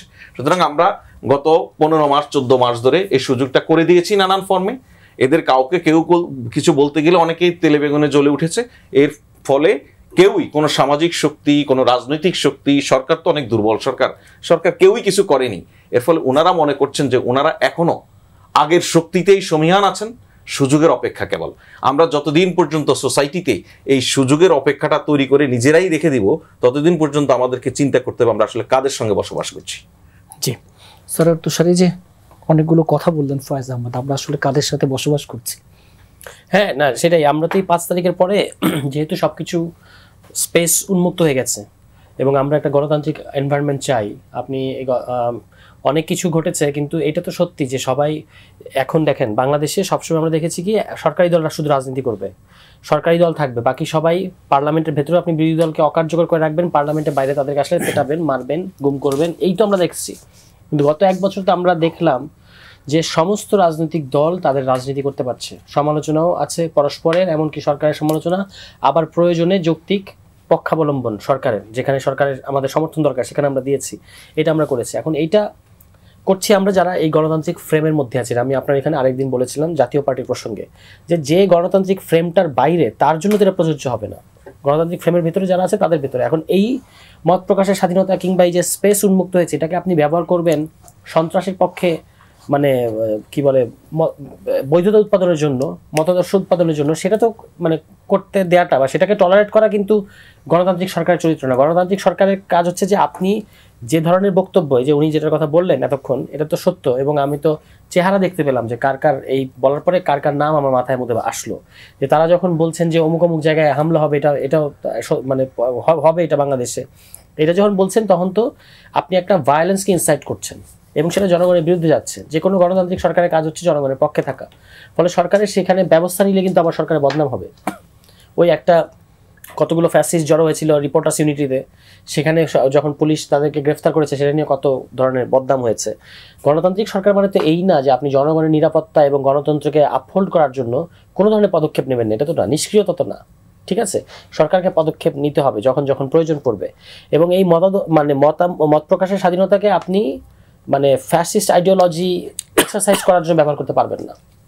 আওয়ামী লীগের এই আওয়ামী মতাদর্শ, এটা হচ্ছে বাংলাদেশের চিহ্নিত এবং এস্টাবলিশড ফ্যাসিস্ট মতাদর্শ।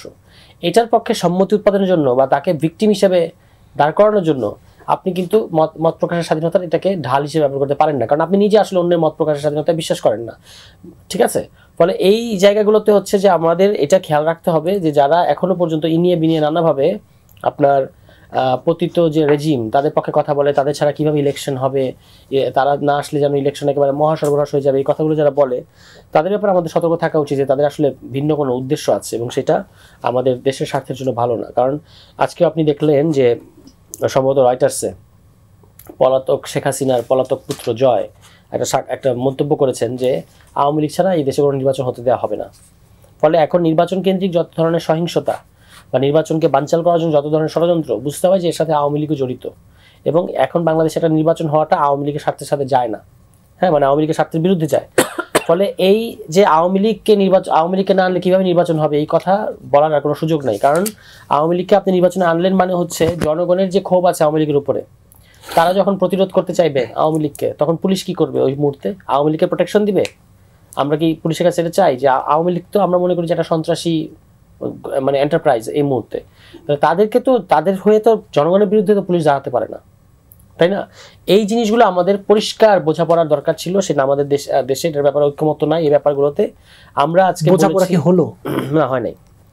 এখনো আমরা এইসব ব্যাপারে আপনি দেখবেন যে পৃথিবীতে এই যে এই ধরনের গণ অভ্যুত্থান বা বড় বড় ঘটনা যেখানে ঘটে, এই যে আমরা ঐক্যমত্য কমিশনে বসলাম এগুলো করলাম, তার চেয়ে সবচেয়ে আগে জরুরি ছিল প্রথম দিকেই একেবারে ইনিশিয়াল পর্যায়ে একটা 1-2 পাতার এগ্রিমেন্টে আসা, পিস অ্যাকর্ড। যেমন ধরেন চিলিতে হয়েছে এটা, চিলিতে গণ অভ্যুত্থান এই মানে রিসেন্ট টাইমে 7-8-10 বছরের মধ্যে যখন হয়েছে, তখন ওই যারা নেতৃত্ব দিয়েছে যে রাজনৈতিক দলগুলো যতগুলো পক্ষ আছে, শুধু রাজনৈতিক দল না, এই যে আমাদের দেশে বৈষম্য বিরোধী ছাত্র আন্দোলন একটা আন্দোলনের প্ল্যাটফর্ম ছিল, এই ধরনের যে প্ল্যাটফর্ম রাজনৈতিক দল সহ আন্দোলনের সমস্ত শক্তি একটা পিস অ্যাকর্ডে আসে যে কি করবেন আর কি করবেন না।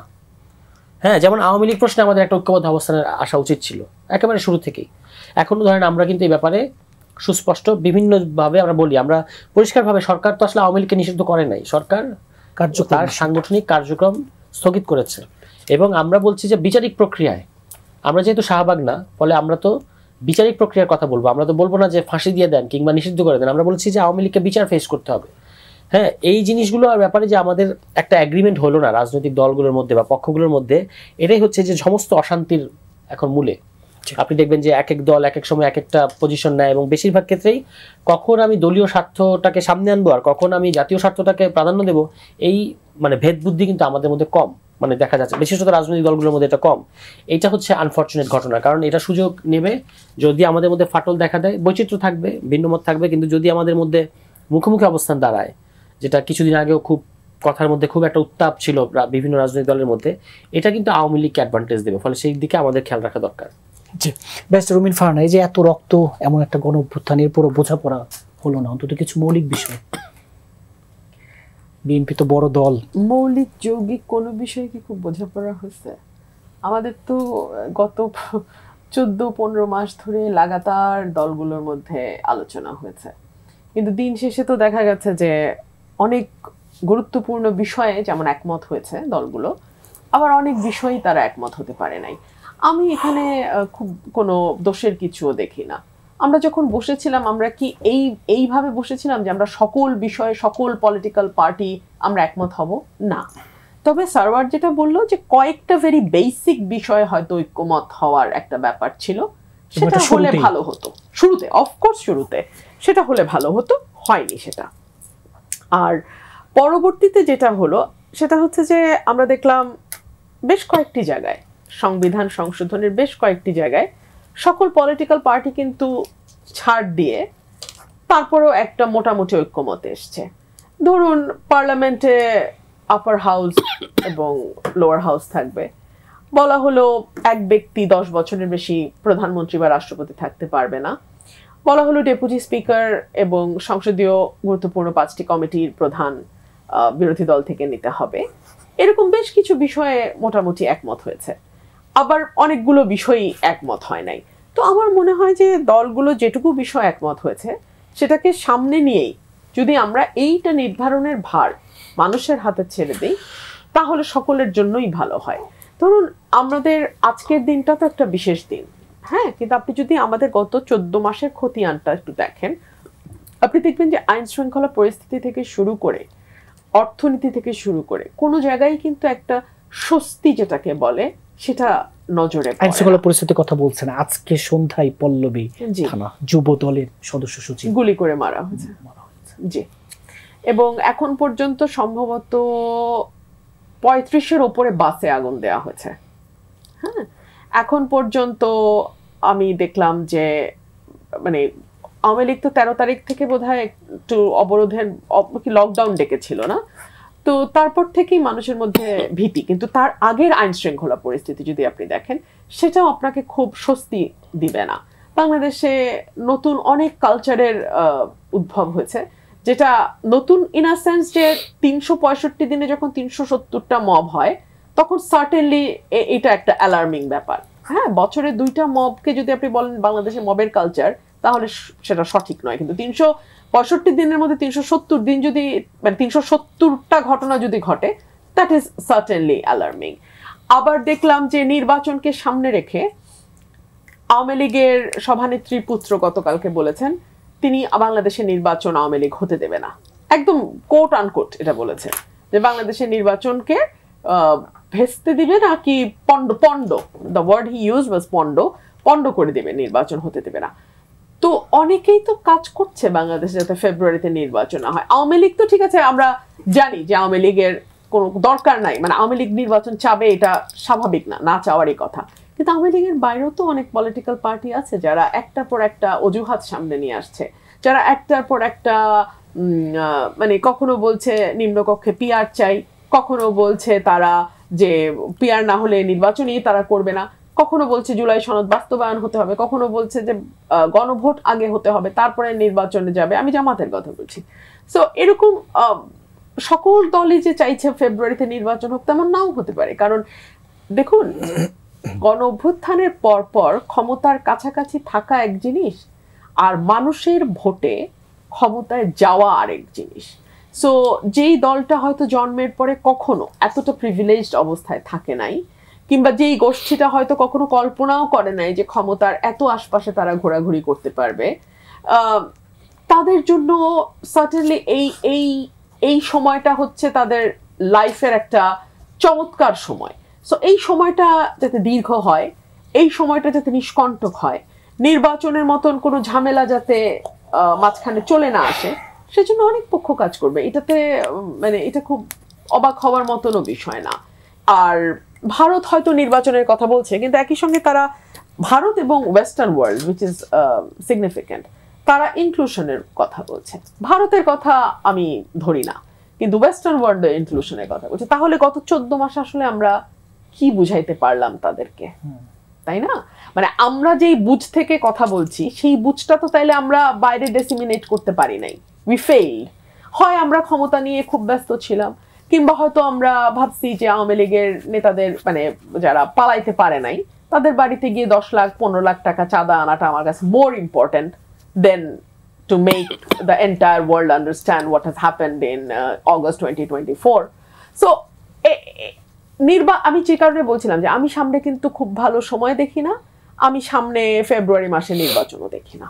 জি, ব্যারিস্টার আসাদুজ্জামান ফুয়াদ, যে শেষ কথাটি, সামনে ভালো মানে ফেব্রুয়ারিতেও নির্বাচন দেখেন না রুমিন ফারহানা, ভালো নির্বাচনও দেখেন না, এবং এই 14-15 মাস শেষে বেশ কয়েকটি দেশ এবং ইউরোপিয়ান ইউনিয়ন তো বেশ কয়েকজন বলে তারাও ইনক্লুসিভ, তাহলে আপনারা আসলে দিন শেষে এই যে 14-15 মাসে তাদেরকে কি বুঝাতে পারলেন? একটু 32 নিয়ে কথা বলি। প্রথম কথা হচ্ছে যে অন্তর্বর্তীকালীন সরকারের একটা ফেইলিওরের জায়গা হচ্ছে যে ফ্যাসিবাদের পতনের পরে এই হাসিনা এবং শেখ পরিবার, আওয়ামী লীগের যত কাল্ট ছিল, তার যে ইমেজগুলো ছিল এগুলোকে সাফিসিয়েন্টলি প্রচণ্ড গতিতে এবং অল্প সময়ে বুলডোজ করতে না পারা, এবং এই 32 নম্বরটা দায়িত্ব নিয়ে সরকারের পক্ষ থেকে বুলডোজ করে দেওয়া দরকার ছিল। পৃথিবীর ইতিহাসের গণ অভ্যুত্থানের ইতিহাস, যুদ্ধের ইতিহাস যদি দেখা হয়, এগুলো বারবার করা হয়েছে, একবার দুইবার না। অতএব সেই জায়গাটা করতে না দিয়ে যেটা হচ্ছে যে জনগণের কাছে অনেক দায় চাপায়া দেওয়া হচ্ছে যে ওনারা করলে করুক, ওনারা মূর্তি ভাঙলে ভাঙুক, কিন্তু গণ অভ্যুত্থান যে ওনাদেরকে একটা ম্যান্ডেট দিয়েছে যে নতুন যাত্রা শুরু করতে হলে এগুলোকে ভেঙে করতে হবে, সেটা অন্তর্বর্তীকালীন সরকার করে নাই। আজকে যে ওখানে ছাত্র জনতা ওখানে যারা গ্যাদার হয়েছে বাকিটা ভাঙার জন্য, এর পুরো দায় আওয়ামী লীগের। তারা গত 1 সপ্তাহ ধরে 13 তারিখ এবং 17 তারিখকে নিয়ে যে পরিমাণ উস্কানি দিয়েছে এবং তরুণদেরকে খেপিয়েছে, তার জন্য সাফিসিয়েন্ট রিয়াকশন ওখানে তৈরি হওয়াটাই যৌক্তিক। এবং সেক্ষেত্রে এখানে আজকে আইনশৃঙ্খলা বাহিনীর যে রেসপন্স ছিল ডিসপ্রপোর্শনাল ছিল। আওয়ামী লীগ ধরার ক্ষেত্রে আইনশৃঙ্খলা বাহিনী এবং যৌথ বাহিনীর এত জজবা গত 1 বছরে আমাদের চোখে পড়ে নাই। যে গত 14 মাসে গণ অভ্যুত্থানে যারা গণহত্যায় অংশগ্রহণ করেছে, গুম খুনে অংশগ্রহণ করেছে, হাজার হাজার নেতাকর্মীরা যে পালায়ে গেছে এবং পালায়ে যেতে সাহায্য করা হয়েছে, সেই প্রসেসের ভিতরে আমরা এত জজবা দেখি নাই। আজকে আইনশৃঙ্খলা বাহিনী এই 32-এর সামনে জড়ো হওয়া ছাত্র জনতাকে যেরকম পিটিয়েছে, এটা খুবই দুঃখজনক। বরং তাদের দরকার ছিল তাদের আমলনামার খতিয়ান দেখা, তারা কি পরিমাণ আওয়ামী লীগ ধরতে পেরেছে, কয়টা ক্রিমিনাল ধরতে পেরেছে। আপনার 50, 100, 150 লোকজন ধরেছে, প্রতিদিন এই ঝামেলাগুলো করছে। চিটাগংয়ে দেখলাম উকিলরা, আওয়ামী উকিল, ঢাকা সুপ্রিম কোর্টে আওয়ামী উকিলরা হাসিনার পক্ষে কথা বলছে, ঢাকা বিশ্ববিদ্যালয়ের ডেপুটি রেজিস্ট্রার। কোথায় সেই জজবা? আইনশৃঙ্খলা বাহিনীর কোনো জজবা তো আমরা দেখতে পাচ্ছি না, যৌথ বাহিনীর তো কোনো জজবা দেখতে পাচ্ছি না, অন্তর্বর্তীকালীন সরকারের ভিতরেও সেই ডিসাইসিভনেস দেখতে পাচ্ছি না। তাহলে একটা রিয়াকশন প্রত্যাশিত, কিন্তু রিয়াকশনটাকে আপনি রাষ্ট্র চ্যানেল করবে না, কিন্তু জনগণ যখন সেই রিয়াকশনের দায়িত্ব নেবে তখন সেটাকে দায় আকারে পোট্রে করা, এইটাই হচ্ছে ফ্যাসিবাদের পলিটিক্স। এবং একইভাবে দেখেন বেগম জিয়াকে যখন এক কাপড়ে ঘর থেকে বের করা হয়, ওনার বাড়িটা বুলডোজ করে দেয়নি। সেই বুলডোজ করবার পরে কি সুশীল সমাজের এই রিয়াকশন আমরা দেখেছি? ঢাকাতে বিভিন্ন জায়গাতে টকশোতে নিউজে আমরা কি দেখেছি যে এখানে মায়া কান্না হচ্ছে? তখন তো দেখি নাই, তখন তো এটার পক্ষে জাস্টিফাই করা হয়েছে। বেগম জিয়া তো স্বৈরাচার ছিলেন না, বেগম জিয়া তো এখানে ফ্যাসিবাদ কায়েম করেন নাই, বেগম জিয়া তো বাংলাদেশে হিটলারের শাসন ব্যবস্থা কায়েম করেন নাই, রাতের ভোটে নির্বাচিত হন নাই। তাহলে ওনার ঘর ভাঙার এই লেজিটিমেসি কোত্থেকে এসছে? সেদিন তো এই রিয়াকশনটা আমরা দেখি নাই যে মব হচ্ছে বলে সুশীলরা কথা বলছে। অতএব 32 এক্সিস্ট করতে পারার কথা না গণ অভ্যুত্থানের পাশাপাশি। আওয়ামী লীগের কোনো কাল্ট, কোনো মাজার থাকতে পারে না। গণ অভ্যুত্থান থাকবে, তা না হচ্ছে আওয়ামী লীগের এই কাল্টিশ ইমেজগুলো থাকবে। এটা একটার সাথে একটা মিউচুয়ালি ইনক্লুসিভ জায়গা না। অতএব সেই জায়গাতে আমি 32-এর যে পজিশন ছাত্র জনতা নিয়েছে, এটা ভ্যালিড পজিশন, লেজিটিমেট পজিশন, এবং এটা তারা ইনভাইট করেছে এই গত 1-2 সপ্তাহ ধরে 13 আর 17 তারিখকে ঘিরে। নির্বাচনের ব্যাপারে আমার পজিশন বরাবরই একই রকম। আমি বরাবরই আস্থাশীল ছিলাম। প্রফেসর ইউনূসের ডিসেম্বর 25 থেকে জুন 26-এর যে ডেডলাইন উনি গত বছর দিয়েছেন, এবং সেটা সাফিসিয়েন্টলি আমি ট্রাস্ট করেছি। আমার ব্লাড প্রেশার নির্বাচনের ব্যাপারে 3 তারিখের ব্যাপারে কখনোই আপ ডাউন করে নাই, ওটা 120-80-তে ছিল, এবং আমি বিশ্বাস করি নির্বাচন ফেব্রুয়ারিতে হয়ে যাবে। এইটা কোনোভাবে এদিক সেদিক হবে না। প্রশ্ন হচ্ছে নির্বাচনটা কতটা ভালো হবে। যেভাবে ঈদের আনন্দের কথা বলা হচ্ছে, ঈদের আনন্দটা আসলে কার জন্য হবে? একটা দলের জন্য ঈদের আনন্দ হবে কিনা? বিভিন্ন মিছিল মিটিংয়ে দেখছি যেভাবে মানে ইনটক্সিকেটেড ডান্স, নমিনেশন পাওয়ার পরে যেভাবে আসক্তিমূলক নাচ গান দেখতে পাচ্ছি, যে তারা নমিনেশন পেয়েই মনে হচ্ছে যে অ্যাজ ইফ বিন মানে ওথ হয়ে গেছে আর কি। তারা শুধু রাস্তা থেকে এখন গণভবনের দিকে অথবা সংসদ ভবনের দিকে যাবেন। তো আসলে সেই জায়গাতে হইলো বড় চ্যালেঞ্জ আছে। আজকেও আমরা নির্বাচন কমিশনের সাথে আমাদের ডায়ালগ ছিল, এবং সেখানে আমরা এই কনসার্নগুলো বলেছি নির্বাচন কমিশনকে। সেইটা হচ্ছে বড় চ্যালেঞ্জের জায়গা, এবং এটা আলাপ করে করা কন্টিনিউ করতে হবে। তাদের নিয়ত পরিষ্কার। দেখেন, নিয়ত তো শেখ হাসিনারও পরিষ্কার ছিল, তাহাজ্জুদ গুজারি ছিলেন না। না ফুয়াদ ভাই মানে শেখ হাসিনা নিয়ত পরিষ্কার ছিল না। পলিটিক্স এক জিনিস না। তাহাজ্জুদ গুজারি ওনার নিয়ত, উনি যে নিয়তে বাংলাদেশে আসছে অত্যন্ত নিষ্ঠার সাথে সেই রাষ্ট্র উনি কায়েম করেছেন। উনি বিবিসিতে 81 সালে যে ইন্টারভিউ দিয়েছেন, উনি গত বছরের আগ পর্যন্ত ওনার নিয়ত মাফিক অত্যন্ত খুলুসিয়াতের সাথে, আন্তরিকতার সাথে সেটা উনি জাতিকে ডেলিভার করছেন। সেটা বললে আপনি ওনার কমিটমেন্ট নিচ্ছিলেন। নিয়ত পরিষ্কার বলতে ইসি যেটা আপনাদেরকে বুঝিয়েছেন নিশ্চয়ই শেখ হাসিনার। এখন প্রশ্ন হচ্ছে যে একটা ইনস্টিটিউশনে, যেমন ধরেন ফয়েজ ভাই রাষ্ট্র, ওনার নিয়ত ভালো খারাপ ইটস নট মাই বিজনেস দেখা, ওনার পারফরমেন্স হচ্ছে আমার বিজনেস। ওনাকে রাষ্ট্র যে কাজ করতে দিয়েছেন উনি এটা ন্যায্যতার সাথে করতে পারছেন কিনা। আপনি ওখানে অনেকগুলো ফেরেশতা বসায় দিলেন কিন্তু তারা ডেলিভার করতে পারছে না, সেই জায়গাটা একটা আস্থাহীনতা তৈরি হবে। এবং ওইটা আজকে আমরা ওনাদেরকে এই চ্যালেঞ্জগুলোর কথা বলেছি। ওনারা গুড সেট অফ পিপল, কোনো সন্দেহ নাই, ভালো মানুষ, আন্তরিকভাবে চেষ্টা করছেন, কাজ করছেন। ইনস্টিটিউশনাল কলাপস হয়ে গেছে, রাষ্ট্র ভালো একটা নির্বাচন করে নাই, অনেকগুলো চ্যালেঞ্জ ওনারা মোকাবেলা করছেন। কিন্তু রাজনৈতিক কর্মী হিসাবে আমাদের দায় হচ্ছে প্রতিনিয়ত ওনাদের পটেনশিয়াল ফেইলিউরের জায়গাগুলোকে নিয়ে বারবার কথা বলা, বারবার ধরিয়ে দেয়া, সতর্ক করা। এটা আমার একটা রাজনৈতিক দায়, এবং সেটা আমরা কন্টিনিউয়াসলি করে যাব। কারণ ভালো নির্বাচন না হলে শুধু ইউনূসের লেগাসি নষ্ট হবে তা না, বাংলাদেশ রাষ্ট্র হিসাবে এবং বাংলাদেশি নাগরিক হিসাবে আমরা সবাই কালেকটিভলি ক্ষতিগ্রস্ত হব। এই সম্মিলিত ক্ষতির দায়ের জায়গা থেকে অবশ্যই আমাদের সমালোচনা করা জারি রাখতে হবে। জি, ফয়েজ আহমেদ, ব্যারিস্টার আসাদুজ্জামান ফুয়াদ বলছিলেন যে গণঅভ্যুত্থানের পরে এই সরকার, যেহেতু গণঅভ্যুত্থানের ম্যান্ডেট নিয়ে অন্তর্বর্তী সরকার অনেকগুলো কাজ করা দরকার ছিল, তো উনি তো বললেনই সরকার করলো না, এর একটু জবাব আপনি দিবেন। আর হচ্ছে এই যে নির্বাচন নিয়ে এখনো শঙ্কার কথা, হবে কিনা? আচ্ছা, একটা হচ্ছে উৎসবের হবে কিনা। গণঅভ্যুত্থানের পরে গণঅভ্যুত্থানের লেগেসি নিয়ে সরকার অনেকগুলি কাজ করার প্রয়োজন ছিল, সেটা করলো না বা করতে পারলো না কেন, সে বিষয়টা খুব সংক্ষেপে বলি। সেটা নিয়ে আসলে বহুবার আমরা কথা বলেছি, বহুবার আলাপ হয়েছে। আনফর্চুনেটলি এই ফেইলিয়রটা যতটা না সরকারের, তার চেয়ে বেশি আমাদের পলিটিক্যাল পার্টিগুলির। ওনারা বসে সরকারটা বানিয়েছে। সরকারটাকে ঠিক আমি একটা ওয়ার্ড ইউজ করি মাঝে মাঝে, না ঘরকা না ঘটকা, না বিপ্লবী না সংবিধানের মধ্যে, এই ধরনের একটা কনফিউশন তো রেখেছে। এটা তো খুব অ্যাবসলিউট, এটা তো আমরা কেউ অস্বীকার করতে পারছি না। সুতরাং একই সঙ্গে এই সরকারকে যখনই কোনো সিদ্ধান্ত নিতে হয়, একই সঙ্গে বিপ্লবের স্পিরিটকে ধারণ করতে হয়, আবার একই সঙ্গে এই সংবিধান, এই নিয়ম কানুন, এই আমলাতন্ত্রের দিকে তাকিয়ে থাকতে, এটা একটা চ্যালেঞ্জ। সো এই কারণেই হয়তো প্রত্যাশা অনুযায়ী অনেক ক্ষেত্রে ব্যালেন্স করাটাই একটা বড় অ্যাকশনটা হয় না আর কি, সেটা বললাম। আরেকটা হচ্ছে আপনি ইলেকশন নিয়ে অনিশ্চয়তার কথা বলছেন যে 12 তারিখ, রুমিন আপা যদি কিছু মনে না করেন, আমি এই কথাটা এর আগে একাধিক জায়গায় বলেছি। আনফর্চুনেটলি সেই জায়গায় এরকম কেউ ছিলেন না যিনি বিএনপি থেকে নমিনেশন বঞ্চিত। সো আমি নমিনেশন বঞ্চিত বিষয়ে যখন এক্সাম্পল দিয়েছিলাম সে সময় তারা কেউ না থাকার ফলে এটা আমার জন্য সহজ ছিল। আপা যেহেতু নিজেও নমিনেশন বঞ্চিত এবং খুব পটেনশিয়াল ক্যান্ডিডেট হিসেবে বঞ্চিত, সেই জন্য আপা একটু পার্সোনালি নিতে পারেন, সে জায়গায় আমি আগেই ক্লজ দিয়ে রাখলাম, পার্সোনাল না। দেখুন, পলিটিক্সে আমি একটা কথা বলছিলাম যে ইলেকশনে আমরা একটা ফেসের মধ্যে ছিলাম যখন মনে হচ্ছিল না যে ইলেকশনটা ঠিক আসলে শুরু হয়েছে কিনা, আমরা ইলেকশন ফেসে ঢুকতে পারলাম কিনা। এর একটা বড় কারণ ছিল বিএনপির মতো পার্টি তাদের ক্যান্ডিডেট অ্যানাউন্স করছিল না অনেকদিন। তো তাদের ক্যান্ডিডেট অ্যানাউন্স করার মধ্য দিয়ে কিন্তু এটা সত্যিই যে আমরা আরেকটা বড় ধাপে ইলেকশনের ফেসে চলে গেলাম, তাই না?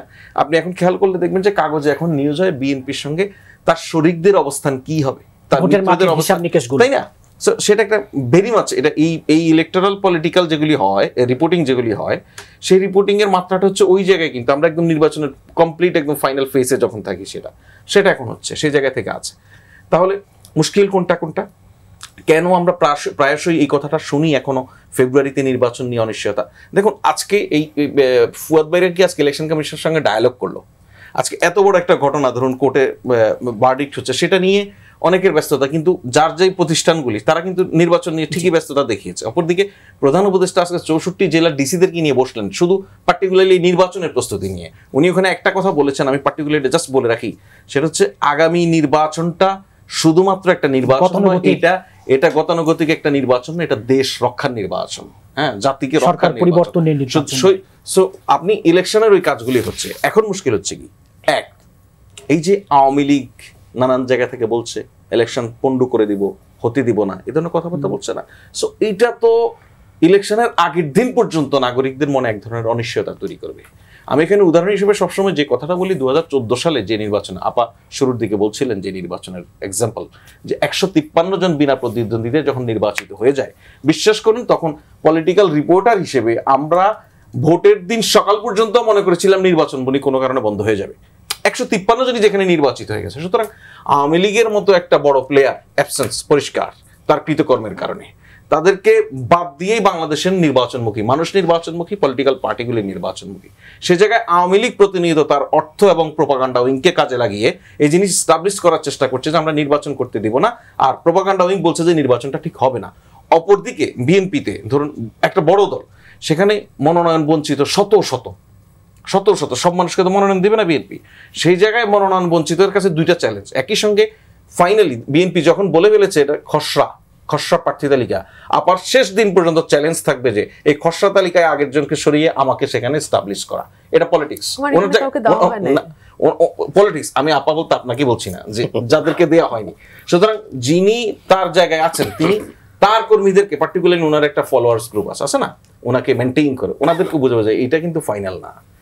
আবার যে একেবারে পান নাই তার জায়গায় আরেকজনকে দিয়েই দিয়েছে, আপার জায়গায় দেয় নাই, যে দিয়েই দিয়েছে সে বুঝাবে যে এবার হচ্ছে না 12 তারিখে। শান্তর এই ভোটের রাজনীতিতে যারা থাকেন তারা নানান কারণে নিজের অবস্থানটাকে জাস্টিফাই করার জন্য অনেকগুলি এলিমেন্ট, অনেকগুলি ন্যারেটিভ সামনে নিয়ে আসেন। এই একটা কড়া ন্যারেটিভ হচ্ছে এখন ফেব্রুয়ারিতে ভোট হচ্ছে না, এই আওয়াজটা। আদারওয়াইজ সব জায়গায় আপনি দেখেন নির্বাচনের প্রস্তুতি, সব জায়গায় যারা, আমি আপনাকে দিয়ে দিচ্ছি, অসুবিধা নেই, আমি তো আগেই বলেছি যে এটা তো আপনার কাউন্টার থাকবে, অসুবিধা নেই। সো দুই জায়গা থেকে আমরা এটা ফেস করছি। নাম্বার 1 আওয়ামী লীগ, নাম্বার 2 বিএনপির মনোনয়ন বঞ্চিতদের দুই ধরনের মনোভাবের কারণে নিজের কর্মীদেরকে ঠিক রাখা এবং একই সঙ্গে নিজের প্রত্যাশাকে জারি রাখার জন্য নির্বাচন হবে না একটা ভাই বোনাদের মধ্যে এখনো আছে। আদারওয়াইজ আমরা পুরোপুরি নির্বাচনমুখী। জি, আপনি একটু ছোট্ট করে আপনার কাছে এটা বলে হয়তো ফায়েজ ভাই আত্মতুষ্টি পেতে পারেন, কিন্তু আমার দুইটা প্রশ্ন আছে। প্রশ্নটা হলো, এই সরকারের তো তাহলে মেয়াদ আছে মাত্র 2 মাস, এর মধ্যে তড়িঘড়ি করে বিদেশিদের হাতে বন্দরের চুক্তিটা কেন হইল আমি বুঝতে পারলাম না। আর সরকারের মেয়াদ আছে তো তাহলে 2 মাস। আমরা দেখলাম আলী রিয়াজ উইরা যাইতেছে ফার্স্ট ক্লাসের টিকিট কাইটা, এমিরেটসে বোধহয় না, মোস্ট এক্সপেন্সিভ এয়ারবেস কোনটা, এমিরেটসই হবে। আবার ওনারে দেখলাম নতুন আরেকটা পদে নেওয়া হয়েছে ফর দিস 2 মান্থস অনলি। মানে এই যে আপনি মনে করেন যে মুখে বলবেন কাজ হবে অন্যরকম, এইটাতে আপনি you can get away by doing that, no, people can read between the lines, people can read what you really want to, মানে what is your intention, but you are saying something different, doesn't matter, people can read it. সে জায়গায় আমি শেষ করি, হ্যাঁ।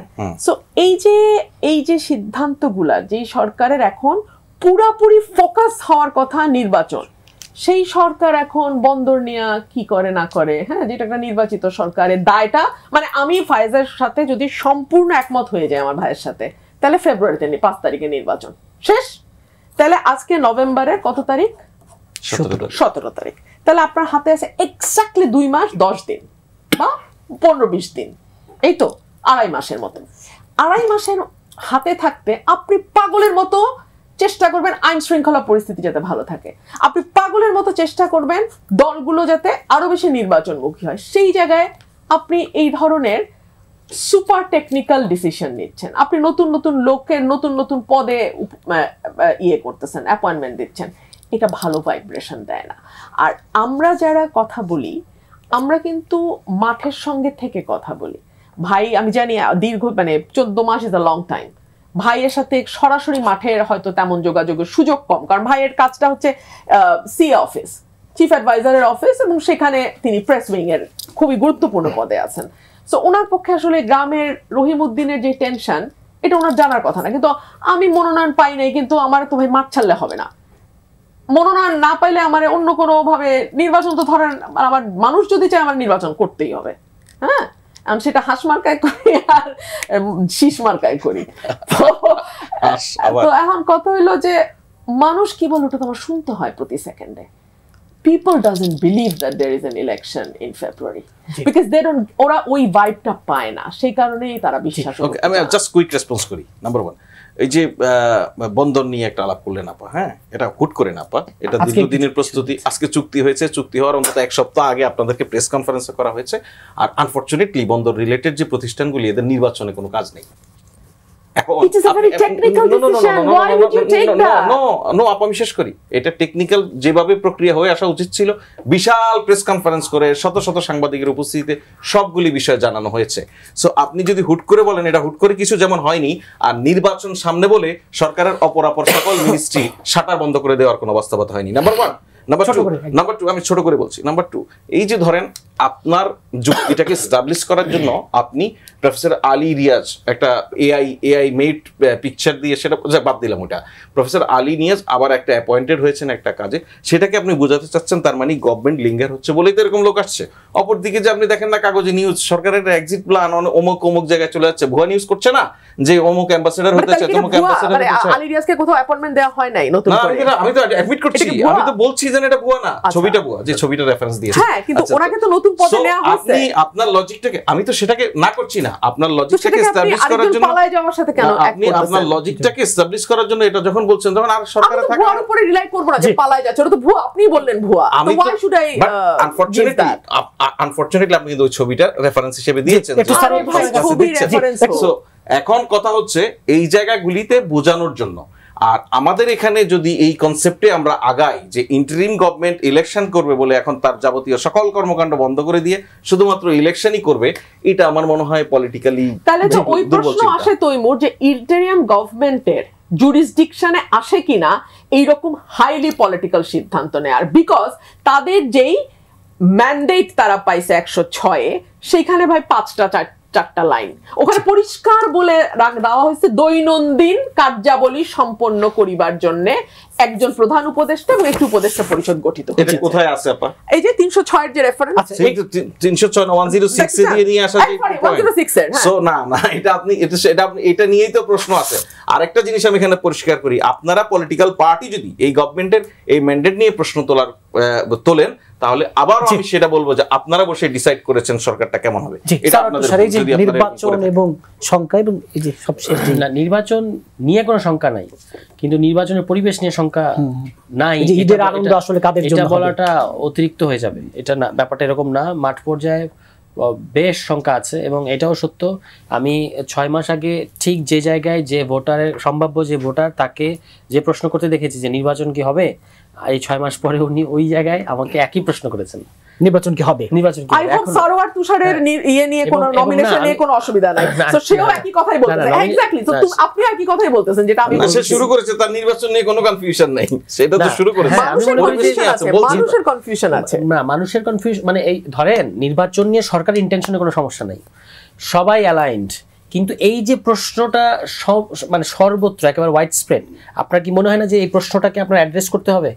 এই ধরনের কোনো বাস্তবতাকে আমি অন্তত দেখতে পাই না, যে কারণ মানুষের মধ্যে তো আপনার ওই ইয়েটা তৈরি করতে হবে যে না কোনো কিছু হবে না, অসুবিধা হবে না, কারণ আদারওয়াইজ আপনি এক সপ্তাহ তো অন্তর্বর্তী সরকার শুনেন এইভাবে প্রশ্নটা থাকবে মানুষের মনে নির্বাচনের এক সপ্তাহ আগ পর্যন্ত, এবং 7 দিনের পরে একটা ফাটাফাটি নির্বাচন হয়ে যাবে। ব্যাপারটা এত সোজা না। আমি তো লোকাল একটা গ্রামীণ পরিবেশে ওখানে আমি প্রচারণা করি, আমি দেখতে পাই যে পেশি শক্তি এখনো কিভাবে প্রিভেইল করতেছে, কিভাবে সবাই জানে যে কোথায় অস্ত্র আসতেছে, কোথায় কি হচ্ছে না হচ্ছে, এবং এই নিয়ে কিন্তু প্রশাসনের কোনো ধরনের কোনো পদক্ষেপ নাই। আপনি যদি ধরেন একটা জায়গায় এই ধরনের নির্বাচনের আগে বিভিন্ন জন বিভিন্ন কিছু করার চেষ্টা করবে, আপনি অ্যাকশন নিলে মানুষের মধ্যে স্বস্তি আসবে। আমি তো সরকারের বা প্রশাসনের কোনো অ্যাকশন দেখি না, বরং তারা পেশি শক্তির কাছে নতি স্বীকার করে স্থানীয় প্রশাসন। ফলে আপনি জনগণের কথা বাদ দেন, আমি যে একটা প্রার্থী হিসেবে তফসিলের পর যে ধরনের হুমকি দেওয়া হচ্ছে যে তফসিলের আগ পর্যন্ত আপনাদের এক ধরনের প্রোটেকশন আছে, যেহেতু এটা আপনাদের সরকার, তফসিলের পরে কিন্তু আর এটা পাবেন না। মানে তফসিলের পরে যে আমি যে ক্যাম্পেইনিং এ নামবো এবং আমাকে যে পিটানো হবে না, আমাকে যে ধাওয়া দেওয়া হবে না, এবং যেটা হইলে সরকার যে আমাকে নিরাপত্তা দিতে পারবে, এটা সত্যি কথা দিতে পারলে আলহামদুলিল্লাহ, কিন্তু দিতে পারবে এটা আমার এখনো বিশ্বাস হয় না। জি, আপনাদের চারজনকে আজকে স্টুডিওতে সময় দেওয়ার জন্য আমি একটা কথা তো বলতেই হয়। আমার ভাই বলছিলেন যে এটা পলিটিক্যাল পার্টির দোষ, পলিটিক্যাল পার্টি এই সরকারকে বসাইছে। না, এটা আমাদের দোষ না। তো আমরা তো বলে দিছি আপনারা এই 4 কর্নার্স অফ দ্য পেপার হচ্ছে আপনাদের পাওয়ার, কিন্তু আপনারা যদি সেই পাওয়ারের বাইরে গিয়ে এক্সারসাইজ করেন আপনাদের অন্যান্য পাওয়ার যেটা আপনাদের দেয়া হয় নাই, তাহলে তো সমস্যাটা আপনাদের। বেস্ট আসাদুল ফরদি যে এত কিছুর পরে এসে আমি আমার সাথে একটু ডিসএগ্রি করি রেসপেক্টফুলি। 106 অনুচ্ছেদের জাজমেন্টের একটা লাইন পড়ে শোনাচ্ছি। মতামত প্রদান করছে যে রাষ্ট্রের সাংবিধানিক শূন্যতা পূরণে জরুরি প্রয়োজনে মহামান্য রাষ্ট্রপতি রাষ্ট্রের নির্বাহী কার্য পরিচালনা নিমিত্তে অন্তর্বর্তীকালীন ব্যবস্থা হিসেবে প্রধান উপদেষ্টা এবং নির্বাহী কার্যাবলী, ইট কভারস এভরিথিং। নির্বাহী কার্যাবলী means day to day affairs, only day to day affairs. এক্সিকিউটিভের গভর্নমেন্টের যত রোল আছে it covers everything of that nature. চারজনকে আছে, এবং ওই বন্দরটা এটা খুবই টেকনিক্যালি আমি এটা লেখাপড়া করেছি এবং আমার কাছে মনে হচ্ছে it's a very professional decision, rightly taken, এবং দেশের ন্যাশনাল ইন্টারেস্ট বিবেচনা করে নেওয়া হয়েছে। জি, আপনাদের চারজনকে আজকে স্টুডিওতে সময় দেওয়ার জন্য ধন্যবাদ। দর্শক, এন মোহাম্মদ পাবলিক পার্লামেন্ট আজ এ পর্যন্তই। আগামীকাল আবার দেখা হবে, সে পর্যন্ত ভালো থাকুন, সুস্থ থাকুন।